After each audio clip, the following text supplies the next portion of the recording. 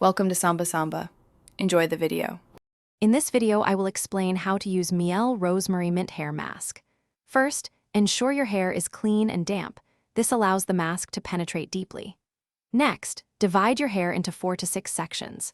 This makes the application process much easier and ensures even coverage. Then, take a generous amount of the mask and apply it thoroughly from your roots all the way to your ends. You want to make sure every strand gets some love for optimal results. Once you have applied the mask, it is crucial to distribute it evenly. Work the product through each section, ensuring no spot is missed. A great tip is to use a wide-tooth comb.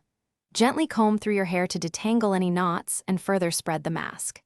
This step helps to ensure that every single strand of your hair is coated, allowing the nourishing ingredients to work their magic effectively and provide maximum benefit. Now that your hair is fully coated, it is time to let the mask do its work. Leave the Mielle Rosemary Mint Hair Mask on for 15 to 20 minutes. For an even deeper conditioning treatment, you can cover your hair with a plastic cap.